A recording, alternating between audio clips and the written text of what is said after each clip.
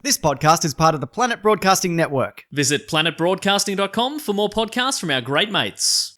The Clone Wars, the animated series that started in 2008, it's come back big time to finish things off. But did you know the Clone Wars that started in 2003, the animated series, hand-drawn animation with some cell shading effects, don't get me wrong, there's stuff going on there, that also capped off the Clone Wars. We talked about part 1 in Caravan of Garbage. Again, I just want to emphasize up top because a lot of people seem to get upset by the title of this series.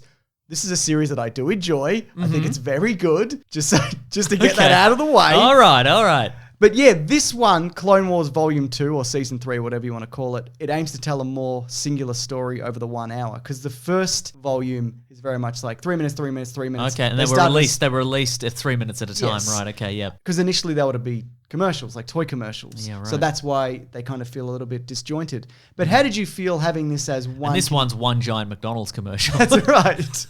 Much better in my opinion. Yeah. So how did you feel about this 1 hour kind of plus long narrative? It is less frenetic. Yeah. But at the same time, what I've noticed about this, the one we watched this week, is that... You gave it a like in the same way that you would have given the previous video a like, because you love giving likes to videos on YouTube? Yeah, that's good. exactly the thing that I noticed.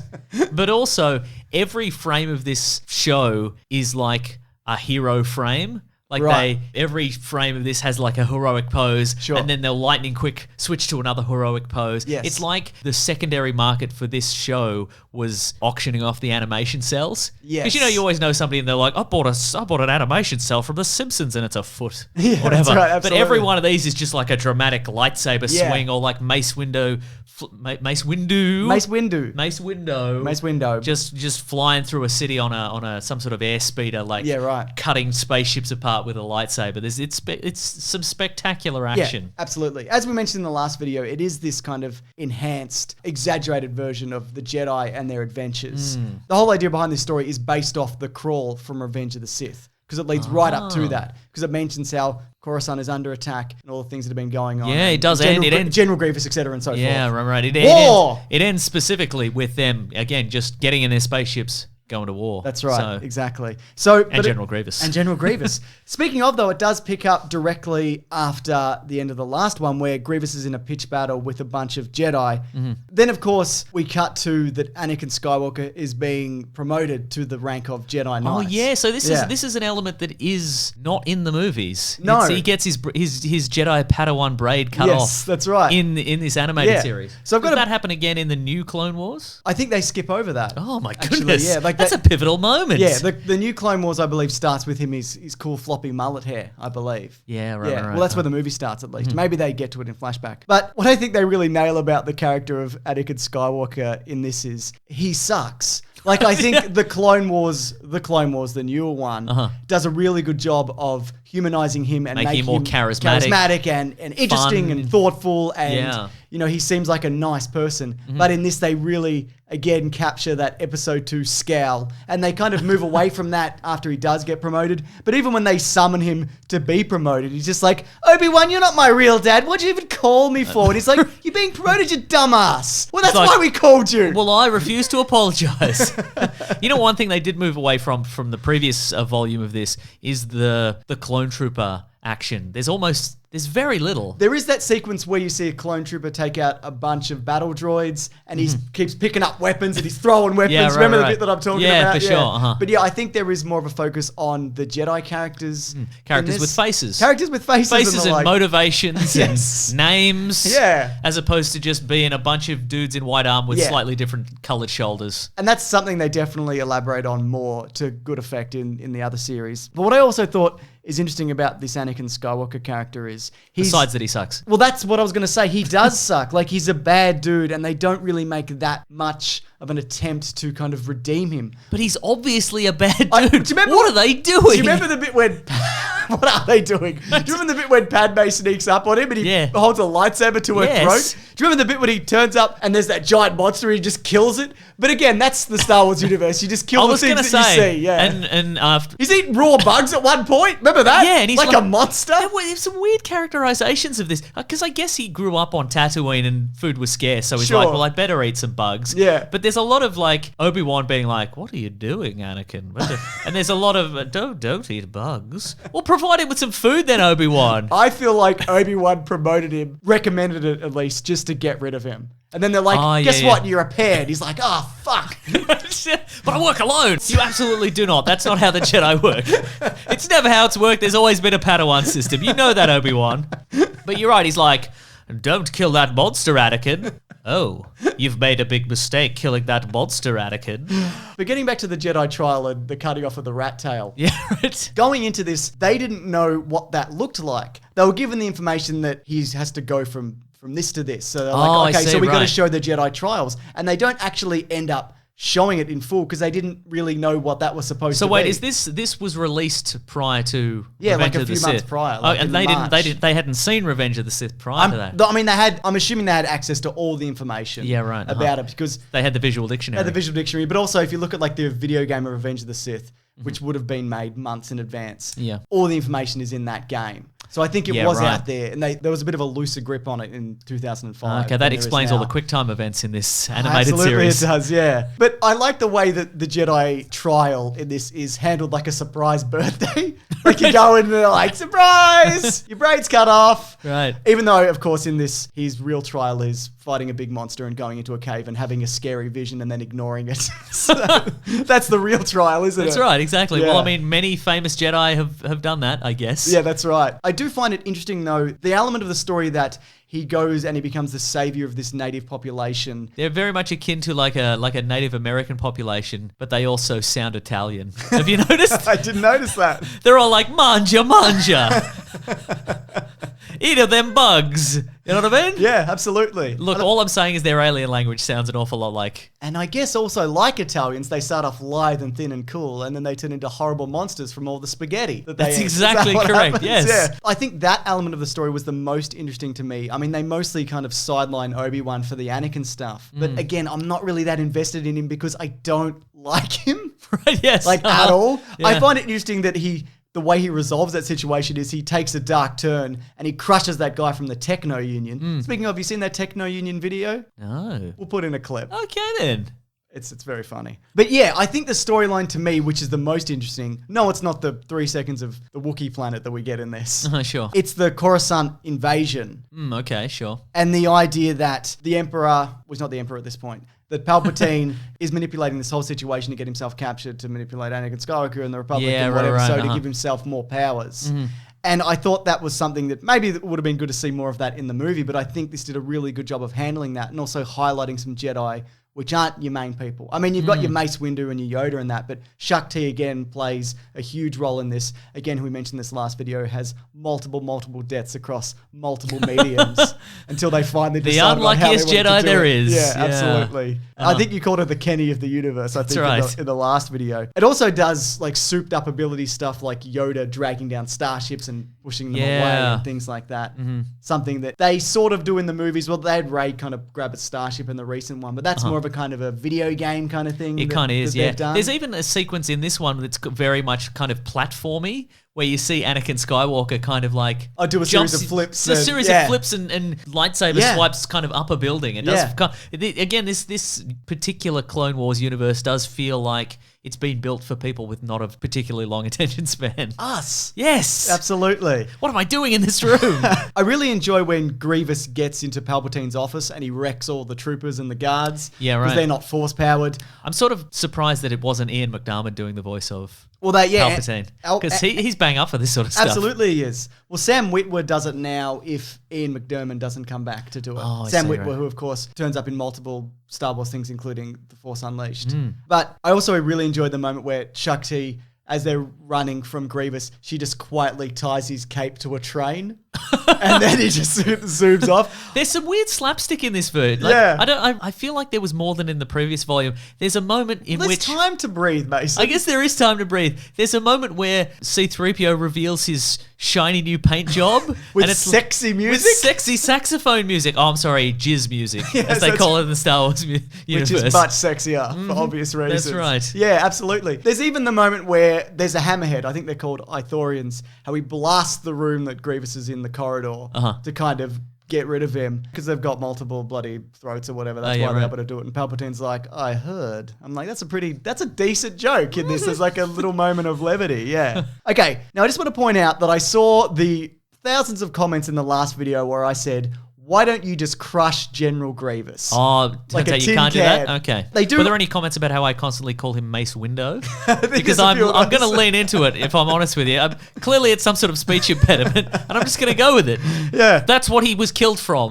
That's all Jedi are named after the thing that befall them. The portal that they were hurled from to their death. So he's Mace Window. Yeah, exactly. Emperor thrown down a Death Star shaft. Yeah, I know. Anyways, I just want to acknowledge that I did see those comments, and it does offer an explanation in this, and I know it has in other mediums, that he uses tactics of intimidation and speed to kind of throw the Jedi off so they can't ever get a really good line of sight on him, and they can't kind of get their composure to crush him. I see. And the reason Mace Windu is now I'm doing it. And the reason Mace Windu is able to do it is because he's calm and he's not intimidated. Right. So he can just do it. But at the same time, his wallet says very focused Force user on it. But at the same time though, I just think that's total bullshit. And you could just crush him. And the way that people kind of justify it is also... You can hit him with a train, You can hit him with a train. Like, it's a dark side move if you crush somebody. Yeah, it's poor form. Yeah, but and the reason Mace Windu can do it is because he kind of dabbles with the dark side. Like, his style of fighting is kind of very aggressive, which is unusual for a Jedi, but he's managed to walk that line without going over, right? He learned Teräs Kasai at Cobra Kai. That's right, exactly. But at the same time, I think if you had a room full of Jedi, you could easily just do enough force pushes and force crushes to even just bring the corridor around him and smush him in it. But again, people saying that it's a dark side power. Yoda decapitates 2 clone troopers in Revenge of the Sith, and he's the best one. Like, he's the best one, and he does it. And look, I know that he feels bad about it afterwards. Yeah, I know he does, but it's also like, that's for defense. Well, so's this. Yeah, right. Because he's trying to kill you, you should be able to kill him. Do you know how General Grievous dies? Obi-Wan shoots him with a gun. Is that not a dark side ability? Not even a Star Wars blaster, just a regular gun. A regular old he bought it at Walmart. All I'm saying is I acknowledge the explanation for why it's believed that you cannot kill him that way, but it doesn't make any sense. The real reason, I stand by it. The real reason is he still needed to be alive in 3, and they hadn't filled any of the backstory, and they're just like, just have him be in a few episodes of this. Yeah. It's fine. That being said, I think he's really well used in this. Yeah. I think he's great. I think he's fun. You see a little bit of his training from Count Dooku. Count Dooku, that's right, yeah. I also just want to mention that shoots him with a gun. What's the difference? Is what I'm saying, Mason. Yes. There's no difference. There's no difference. Is that fine, is it? You can shoot someone with a gun? That's okay? Obi-Wan cuts a man's arm off in a bar. That's fine, is it? That's fine. He leaves a man in a volcano. That's fine, is it? They're all fine. But you can't crush a droid that's trying to kill you? What's going on? Am I wrong? Oh, well, here's the thing. Am I yelling too much for this? You're yelling a bit. And also, Obi-Wan owes Grievous some money. So that's why he doesn't do it. Credits. Yeah. Republic credits. That's right. Anyway, I'm done with that. But look, a lot of people also say that thanks a lot, Disney, for making this not canon anymore. It's not even on Disney Plus. It's not even on Disney Plus. Yeah, you've ruined the legacy, etc. and so forth. Look, Disney have done a lot of things that I don't agree with about Star Wars. And some things that I like. I won't get into it. But the thing is... And some non-Star Wars things you do agree with. That's right. Song of the South. Oh, God. But... Just to be clear, I do not agree with Song of the South. You can just edit this out. I won't, though. Okay, good. I'll at least leave it in the extended audio edition. All right. But the thing is, George Lucas was the one that made this non-canon by introducing the next series. Oh, yeah, right. So again, I think the idea was that this was a promotional tool, and then he later wanted to flesh it out with a full-on series. Yeah, right. I think that was the idea behind it. Having not seen... I've only seen selected episodes of the new Clone Wars. Besides the characterization of Anakin... Is it a massive wildly departure? different. Yeah, okay, right. Absolutely. Again, I've probably seen not that many more than you. The one thing in particular that's a huge difference is characterization of the clone troopers. Yeah, right. You can tell them apart and they take their helmets off and stuff. Sweet. You know what I mean? And that's what it's all about. Yeah. Mm-hmm. Anyway, I just want to say, it feels good to defend $1 billion organization from another $1 billion organization which bought the first $1 billion organization. For sure. You know what I mean? It just feels good to be on the right side of history. Absolutely. Yeah. As the owner of another $1 billion corporation, you can relate to those guys. You know it is, yeah. These microphones are $500 million each, right? You better believe that. Okay, cool, yeah. I just want to also mention, I like to add the section to the video sometimes, which is like, hey, here's some things that that we have to mention out of obligation because if I don't, people will yell at us about it or whatever, okay? Yeah. You mentioned the sexy C-3PO. I can't believe you didn't mention sexy C-3PO. Oh, we did. We did, though. We did, though. Cop that. And the other thing is, yes, I saw Qui-Gon Jinn's giant fist-sized nose. I saw it, Mason. I saw it. The biggest nose ever committed to animation. Wow. Yeah.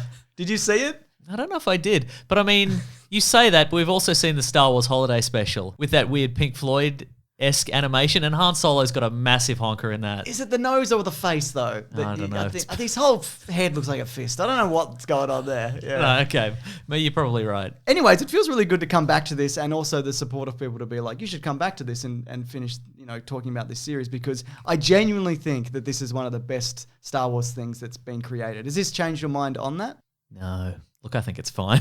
Okay, fair enough. Did you see it at the time, though? Yeah. Okay, I didn't see it at the time, so maybe that's it. Okay. Did you see it in 3-minute snippets? The first part I did, yes. Yeah, but then okay, the right. second part, I think... This second part is in 25-minute chunks. Okay, right. Here's a question, though, for people, and maybe even you, Mason. Ooh. There's also a lot of debate, which is better? Is it this version of Clone Wars or the Clone Wars? Not Attack of the Clones, obviously. That doesn't That's compare. a bad one. That's a bad movie. But which is kind of the better version? I think there's definitely room for both, and I think they aim to do different things. I think this is more frenetic in its action and fast-paced and stylized, whereas the Clone Wars is able to tell kind of longer arcs and stories and develop characters. So I think there's definitely room for both. And I think, if anything, this is probably the perfect one to make non-canon. In the sense that anything now that's non-canon is legends. It's like, well, what? Maybe this is how it happened, kind of thing. Yeah. And because it's so, maybe Luke Skywalker did fall in love with the spirit of a Jedi who was trapped in a computer on a ship in a book once. That's a story that happened. Yeah, incredible. It definitely happened. Oh dear. He's a creep, is what I'm saying. Yeah, no, you're not wrong.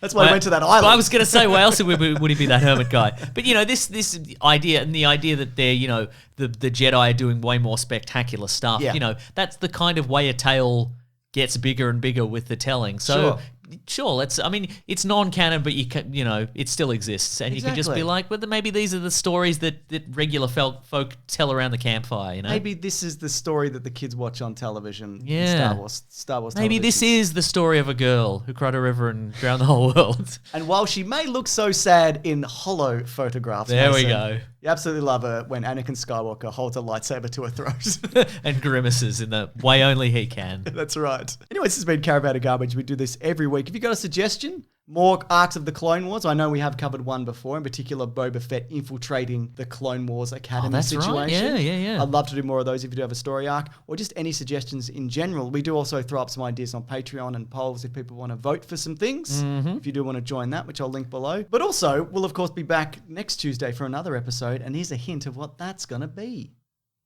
What is it, Mason? I don't know. No, we don't know. We don't even know in the room. No. Every time we do this, I sort of expect it to appear in like a bubble above our heads. And we go, Dracula Untold. Bit of divine inspiration there. Very nice. But it never happens. It never happens. We have to do it. We don't know what we're doing ourselves like a couple of idiots.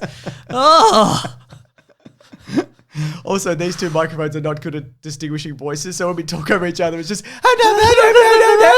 So, anyway, there you go. Like a couple of Italians, Mason. That's right. Yeah, Mamma Mia. Maybe I'll just leave that bit in the video version. Where we say Mamma Mia together. Anyways, subscribe for that if you want, because there are, of course, videos here every Sunday, Tuesday, and Thursday. I'm at Mr. Sunday Movies on Twitter. I'm at Wikipedia Brown on Twitter. Thanks for watching this. We really appreciate it. Grab that jammy, guys. We will see you next week. Goodbye. Just crush him. Just crush him, Mason. It wouldn't even be a problem. Right? If he's running at you down the corridor, just crush him. Yeah. We'll just crush the corridor. Crush the corridor. Crush his little weird head. Right? It's got a squishy brain in there. Yeah. Just crush it. Yeah. Pull his bloody belt full of lightsabers. It falls down. Yeah. He's nude then. He's embarrassed. Yeah. Then you crush his head. And shoot him with a gun. Shoot him with a gun. This podcast is part of the Planet Broadcasting Network. Visit planetbroadcasting.com for more podcasts from our great mates. I mean, if you want. It's up to you.